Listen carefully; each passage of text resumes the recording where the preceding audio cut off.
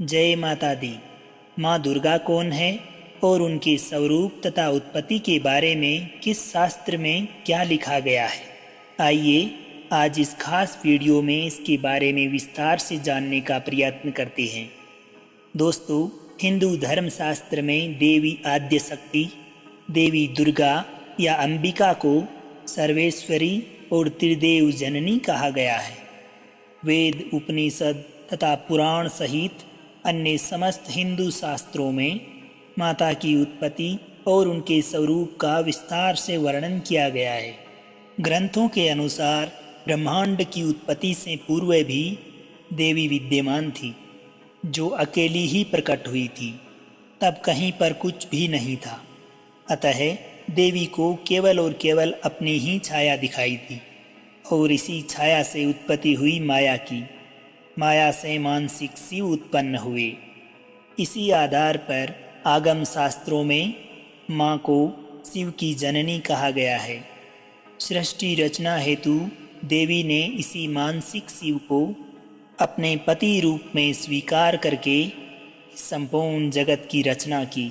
यद्यपि देवी ने अपने पति आदिनाथ को इस सृष्टि की रचना हेतु ही अपने मन से उत्पन्न किया था तथा उन्हीं को अपने पति रूप में स्वीकार करके इस संपूर्ण जगत की रचना की, परंतु वे कभी भी उनके अधीन नहीं रही, बल्कि शिव ही उनके अधीन रहते हैं। इसके अनेकों प्रमाण आगम ग्रंथों में उपलब्ध हैं। श्री ललिता सहस्त्र नाम में देवी का एक नाम स्वाधीन वल्लभा भी है, जिसका अर्थ है कि शिवजी उनके अधीन रहते हैं, जबकि देवी अपने आप में पूर्ण स्वतंत्र है।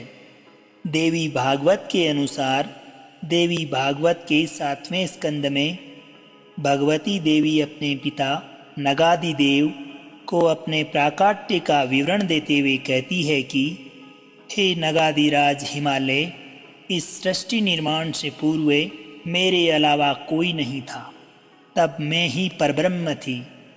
इसके पश्चात मेरे ही आधार शिव का वर्ण करने के पश्चात मुझ में दोष आ गया और मैं एको भविष्याम की कामना करके इस संपूर्ण सृष्टि के निर्माण में निमग्न हो गई। वृक्ष उपनिषद के अनुसार इस सृष्टि रचना से पूर्व देवी ही थी। पराशक्ति सर्वव्यापी तथा सदाचित आनंद रूपा है।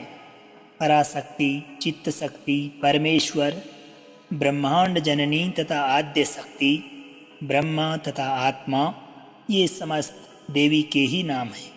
वह आद्या इसीलिए कही जाती है क्योंकि उनसे पूर्व कोई नहीं था। देवी ने ही ब्रह्मांड की रचना की। ब्रह्मा, विष्णु, महेश समेत संपूर्ण सृष्टि को जन्म दिया। ब्रह्मांड में जो कुछ भी है वो समस्त देवी में ही ओतप्रोत है। यह शक्ति स्वयं प्रकाशित होती है। यही आत्मा है और यही उस निराकारी परमपिता परमेश्वर की द्योतक है। यही महात्रिपुर सुंदरी है। इसी महाशक्ति को 10 महाविद्याओं यथा काली, तारा, त्रिपुर सुंदरी, भुवनेश्वरी, त्रिपुर भैरवी, धूमावती, छिन्नमस्ता, बगुलामुखी, मातंगी तथा कमला एवं प्रत्यंगिराज, माँ दुर्गा, चंडी, गायत्री, सावित्री, सरस्वती तथा परमानंद कला के रूप में पूजा जाता है। विभिन्न शास्त्रों में शक्ति शब्द को भिन्न भिन्न अर्थों में प्रयुक्त किया गया है। आगम शास्त्रों में इसे पराशक्ति कहा गया है, जो सत चित आनंद स्वरूपा ब्रह्मा है। वेदों, उपनिषदों तथा पुराणों में इसी शक्ति को महादेवी, भगवती, ईश्वरी तथा मूल प्रकृति आदि नामों से भी जाना गया है। शक्ति के स्वरूप के संबंध में वर्तमान समय में संपूर्ण हिंदू समाज के लोगों के अंदर भिन्न भिन्न प्रकार की भ्रांतियां उत्पन्न हो चुकी है। इसका मुख्य कारण यही है कि ऐसे व्यक्तियों के पास इस अद्वितीय शक्ति को पहचान पाने वाली सूक्ष्म दृष्टि और वो सूक्ष्म विवेक है ही नहीं। शक्ति के वास्तविक स्वरूप का दिग्दर्शन कराने के लिए वेदों, शास्त्रों, उपनिषदों के माध्यम से विभिन्न प्रकार के उदाहरण प्रस्तुत करते हुए माँ शक्ति के कुंडलिनी रूप का भी संक्षिप्त विवरण दिया जा रहा है। गणपतियों के गणपति, शैवियों के शिव तथा शैवों के शिव ही त्रिलोक की सुंदरी माँ शक्ति है।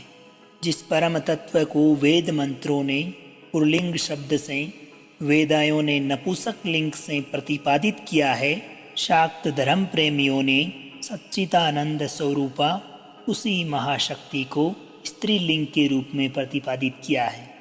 आगम शास्त्रों में देवी के विभिन्न स्वरूपों, साकार एवं निराकार का प्रतिपादात्मक विवरण भी मिलता है।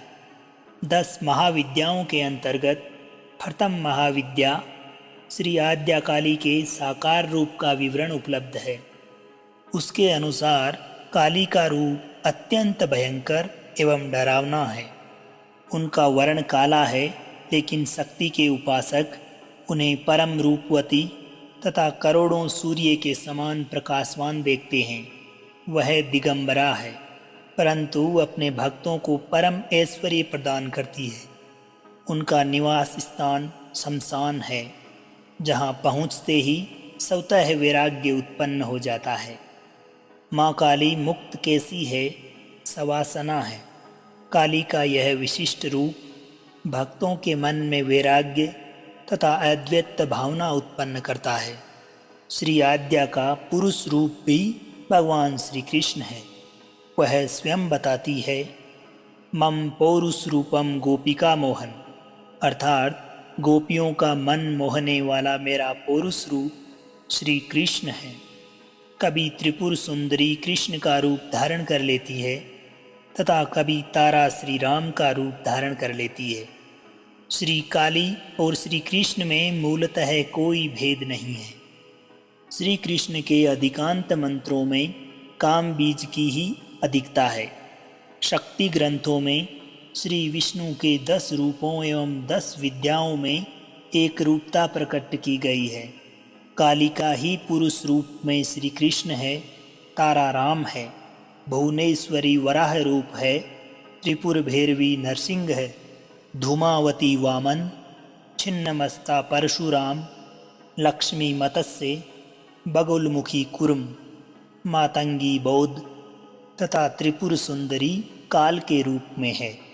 विभिन्न आगामी ग्रंथों में महाशक्ति का कुंडलिनी रूप, विद्युत स्वरूप तथा प्रकाश रूप में भी गुणगान किया गया है। कुंडलिनी रूप में उसे शक्ति कुंडलिनी, समस्त जननी, शक्ति कुंडलिनी, गुणत्र वपु तथा मूलो निद्र भुजंग राज सन्निधि माना गया है। वेदों के अनुसार ऋग्वेद में शक्ति को अद्वितीय कहा गया है, जो कि समस्त ब्रह्मांड का आधार है। यह समस्त देवताओं, गंधर्वों, मनुष्यों, असुरों तथा समस्त प्राणियों की माता है। साथ ही पृथ्वी, अंतरिक्ष एवं स्वर्ग में विराजमान रहती है। ऋग्वेद के अंतर्गत श्री भगवती अपने ही बारे में बताते हुए कहती है, मैं ब्रह्मांड की अधीश्वरी हूँ। मैं एक होते हुए भी नाना रूपों में विचरण करती हूँ।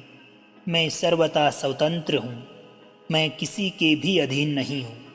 ऋग्वेद के 10वें मंडल सूत 125 में वर्णन है कि मैं रुद्र तथा वसु के रूप में विचरती हूँ।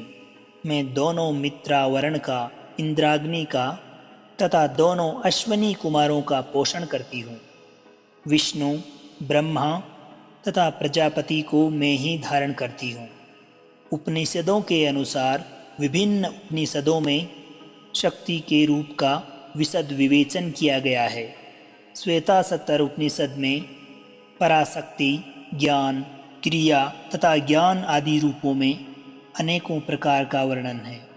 देवी अथर्वशीर्ष के अनुसार देवी अथर्वशीर्ष के श्लोक संख्या 2 से श्लोक संख्या 25 तक देवी के स्वरूपों का विस्तार पूर्वक वर्णन करते हुए बताया गया है कि उनके वास्तविक स्वरूप को ब्रह्मा आदि त्रिदेव भी नहीं जानते हैं। देवताओं के पूछने पर महादेवी ने बताया कि वे ब्रह्म स्वरूपा है तथा उन्हीं से इस समस्त जगत की उत्पत्ति हुई है। वही विज्ञान तथा अविज्ञान रूपिणी है। वह ब्रह्म भी है, अब्रह्म भी है, वेद भी है, अवेद भी है। वही संपूर्ण जगत की ईश्वरी है। वह वेदों द्वारा वंदित तथा पापनाशिनी है। देव माता अदिति या दक्ष पुत्री सती के रूप में भी वही है। वही 8 वसु, 10 रुद्र, 12 आदित्य, असुर, पिशाच, यक्ष तथा सिद्ध भी है। वह आत्मशक्ति है, इस विश्व को मोहित करने वाली है तथा श्री विद्या स्वरूपिणी और सुंदरी है। ब्रह्म पुराण में भगवान श्री कृष्ण के द्वारा अपने श्रीमुख से इसी शक्ति का गुणगान करते हुए उन्हें विभिन्न उपाधियों से विभूषित किया गया है। देवी की उपासना का क्रम भारतवर्ष में बहुत पुराने समय से चला आ रहा है।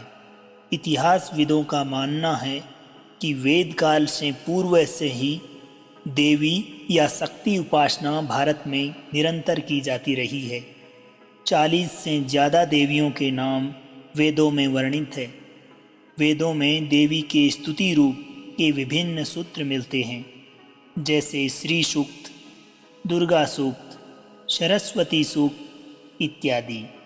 देवीय शक्ति की उपासना उपनिषदों में परब्रह्म की स्त्री रूप में उपासना करना ही है।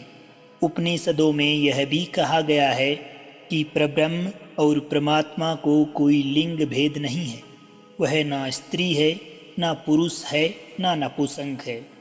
अपनी इच्छा अनुसार परमात्मा की आराधना जैसे पुरुष, स्त्री रूप या निष्कल रूप में की जा सकती है। इसीलिए सनातन धर्म में पंचायतन, सूर्य, गणपति, अंबिका, शिव तथा विष्णु के साथ पूजा में देवी का भी एक प्रमुख स्थान है। परब्रह्म परमात्मा एक ही है, परंतु ऋषि तथा ज्ञानी लोग उसी एक तत्व को शिव, विष्णु, दुर्गा, काली तथा गणपति इत्यादि नामों से संबोधित करते हैं। ऋग्वेद में बताया गया है, एकम सद्दी प्रा बहुधा वदन्ति, अर्थात नाम रूप आदि में भिन्न होते हुए भी परमात्मा एक ही है। हमारे समस्त ग्रंथ तथा उपनिषद बारंबार यही बात बताते हैं कि भिन्न भिन्न देवताओं में भेद दृष्टि कदापि नहीं रखनी चाहिए। जो ब्रह्मा नाम से पुकारा जाता है यही हरि है। जो हरि है वही महेश्वर है। जिसको हम काली पुकारते हैं वही कृष्ण है, वही राम है। अर्थात देव और देवियों में कोई किसी प्रकार का अंतर ही नहीं है। यह समस्त जगत शिव शक्तिमय है। तंत्र शास्त्र में बताया गया है कि भगवान शिव, दुर्गा, काली, विष्णु आदि देवताओं में एकत्व मानना चाहिए। जो कोई भी प्राणी इनमें विभेद देखता है वह मूढ़ बुद्धि वाला मनुष्य घोर नरक का वर्ण करता है। देवी भागवत में कहा गया है कि वही व्यक्ति सुख और शांति पाता है जो देवी देवताओं में किसी प्रकार का भेद नहीं देखता। देवी आराध्य का सहायक विपुल साहित्य संस्कृत में रचा गया है। तंत्र शास्त्र के हजारों ग्रंथ देवी का स्वरूप, रहस्य, महत्व प्रकट करते हैं। श्रीमद् देवी भागवत, जो भगवती भागवत नाम से भी प्रसिद्ध पुराण है, उसमें भी देवी की महिमा का व्याख्यान किया गया है। देवी भागवत यम भक्ति से ही देवी भागवत का रहस्य प्रकट हो सकता है। यही उक्ति इस विषय में प्रमाण है। हर एक व्यक्ति की योग्यता, रुचि एवं इच्छा के आधार पर उनका भक्ति मार्ग भिन्न भिन्न हो सकता है, किंतु सभी मार्गों का अंत्यष्ट उद्देश्य परमात्मा के ज्ञान अथवा परमात्मा सानिध्य को प्राप्त करना होता है। अर्थात ये सब एक ही है। सार रूप में ये समस्त जगत ही दुर्गा रूप है। वही एक अद्वैत तत्व है। तो दोस्तों, ये था माँ दुर्गा के बारे में छोटा सा दृष्टांत, जो आपको ज़रूर पसंद आया होगा। उम्मीद है आपको ज़रूर पसंद आया होगा। जय माता जी की।